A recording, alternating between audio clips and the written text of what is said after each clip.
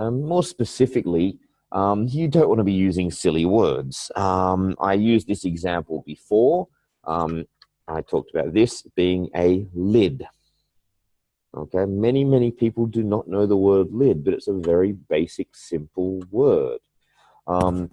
This word is the collar of my jacket. This is the, hold on a second, the zip of my jacket. These are very small, simple, common words in the English language. A 3-year-old child knows these words. But maybe an IELTS student studying the Chinese way, where they look at lots of big words, but they don't know how to use them, you might know words like container or receptacle, which is another word for something you put things in. You might know words like carbon dioxide and endangered and extinct, but you don't know words like zip and lid. 2 little basic words that all little children know in America, Australia, and England. We know these words. So using the right vocabulary for the sentence. The biggest advice there is, and this is very difficult to teach, the biggest advice is that if you don't really know how to use a word, don't use it. Don't take a word directly from a dictionary. If you're just putting a word in English and in Chinese, and you've got this English word, never do that. You're probably going to use the wrong word 90% of the time, because there's many different words we can use. When you learn the new vocabulary, it should come from your reading and listening, watching TV shows, watching movies, which you should be doing every day in English.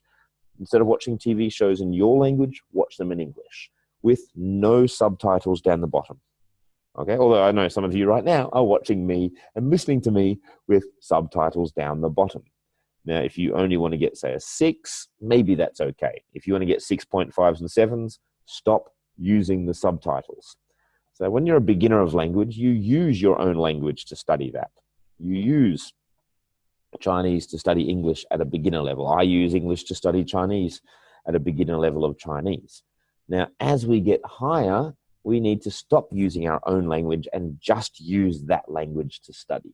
So anyone wanting a good score, anyone wanting over the score of 6, and even if you want a 6, you should stop reading subtitles. So watch TV shows, watch movies, read books, read magazines, read newspapers. That's the best way to learn vocabulary. Yes, you can have a vocabulary practice book, but it shouldn't be a dictionary, English to Chinese, English to Chinese. That's not the way you should learn vocabulary. Okay. In terms of writing the word count, we talked about this for task 1. For task 2, you lose 1 mark between this area, 2 marks here, and 3 marks here. Really, if you're doing this, you just probably shouldn't be here. You need to go away and study for 1 or 2 years. Anyone listening to these videos, I'm hoping you can write at least 211 words. Now, again, same as with task 1, that's not entirely true, the 250. It's more about 241, meaning that they're going to give you a few words short and they're not going to punish you. But they don't like to say that. They like to say 250, because if they said 241, people might write a little bit less and complain, oh, I got punished for writing 1 word too little. So they do give you that little bit of leeway there. So if it's a long way below 250, then very clearly they will take off 1 mark for TR. Remember, we've got the 4 things here. That you're only going to lose a mark here. However, once you're writing 210 words, you're also losing marks for not having good grammar and vocabulary range.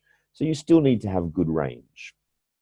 Okay, let's move on and look at introductions.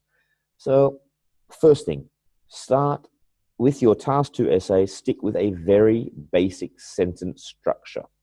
Both the 2-sided essays, and again, 2 sides will be like, do you agree or disagree? We're going to look at those later, at the different kinds of essays. For them, you have a topic statement, introducing the topic to the reader. You state the opposition idea and your idea, which can be done in just 2 sentences. Whatever you do, your first sentence is always your topic statement. With the topic statement, do not copy the question. You need to use your own way of introducing the topic.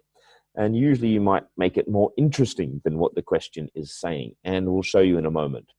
For other kinds of essays, it really depends because there's lots of other ways they might have the question, but you still start with a topic statement. The topic statement, you're not saying your opinion. You're not saying the other side's opinion. You're not saying what the problem is or the cause is. You're saying what is happening. Okay, what is the phenomenon? Okay, so we might normally start with a very general problem and then state that you will look at this in detail as well as how to solve it if it's looking for a solution. Okay, maybe that's not very clear, so the clearest way to show you is to go and have a look at some introductions. So this is a two-sided question. These days, young people have almost unlimited access to information and the internet. Do you think that this has a good or a negative effect on young people? Something like that. Two-sided question. Mostly negative or mostly negative or mostly positive. One or the other. Yeah, and yes, it has both negative and positive, but we're going to pick a side. So first of all, topic statement. Following the widespread use of the internet, young people are now able to view a wider range of information than ever before. Okay, so it hasn't talked about viewing lots of information in the question. I've thrown that in myself. I've talked about the phenomenon, what's happening. Now we have the internet everywhere, but I've used probably very different words from the question. So I've used, it's pretty much saying something very similar to the question. It's saying that lots of young people can use the internet, but I'm saying it in a very different way to the question. Okay, then my opinion statement. Remember, this is going back to this one. Two-sided essay. State the opposition idea and give your opinion. Despite the dangers of being influenced negatively by some material, I believe the benefits of increased knowledge are worth this risk. So I'm basically saying the benefits are more than the risk. Okay, so it has some negative effects, but mostly it's positive. Okay, and I managed to put this in a very simple sentence structure. Despite, while, although, something like this, depending on the question, it will change a little bit. Now, some teachers don't like using I believe. Personally, I think this is okay to use in your opinion statement in the introduction. Okay, but for the rest of it, you want to take out the I, just that very clear opinion at the beginning. Some people would say you should just take away I believe from here and just say, despite the dangers of being influenced negatively by some material, the benefits of the increased knowledge are worth this risk. So if you take out the I believe, it still has the same meaning. That's my personal choice. Some teachers I've spoken to, some of my own colleagues have disagreed with me. But that's the way I write my essays, and generally I get very good scores for my essays. All through high school and university, I was very, very successful with my essay writing. The other kind of question, lots of different kinds of questions. Say the question is this. These days, teenagers are still unhappy despite having more technology and money than older generations. So why are they unhappy and how can we solve this? So cause of the problem and solution to the problem. So not being asked what the problem is, we're saying how is this problem? Why is this problem happening? How is it happening? And how can we fix this? So my topic statement, I've decided to be a bit more shocking. I want to really attract the reader. In the past few decades, teenager suicide and depression has become a worldwide phenomenon. This is the sad truth. Unfortunately, people are killing themselves more often than in the past. It's a sad fact in modern society. So I'm introducing that to try to really shock the reader and make them interested in reading my article. That's what you do when you're writing a novel or a magazine or a newspaper. You want that opening sentence or paragraph to really attract the reader. Now, I'm then going to do what we said earlier. General causal problem, look at this in detail and how to solve it. So, the main reason why teenagers are not happy these days is because of their lack of free time. So, general cause. And in this essay, we'll outline why that happens and how we can fix it. This is a very generic sentence. That second part there is fairly common and bland. You see this, it's a bit memorized, but again, getting 6.5s and 7s, it's perfectly okay to use this kind of language. Okay. Now, what we're going to do now is we're going to look at a few questions, and as we've done in our past videos, what I want you guys to do is to stop the video in a moment, write your own topic statement and opinion statement, and then compare them to my ones. Okay, so before we do that, let's just look at the question together. Nowadays, many parents are sending their kids abroad to acquire a good education, discuss the advantages and disadvantages. So, two-sided topic. So we want a topic statement and our opinion statement. We want to say the other side thinks this, but I think this. Okay, this is a fairly good one. Remember, please do not copy this question too much. Try to introduce the idea of people studying abroad without copying the structure. Okay, so stop the video, pause the video for a moment, go and do your writing, and then come back. While you do that, I will just keep talking because you have paused the video and now you have come back. So let's have a look at, well, I can't have a look at your topic statement, but you can have a look at mine.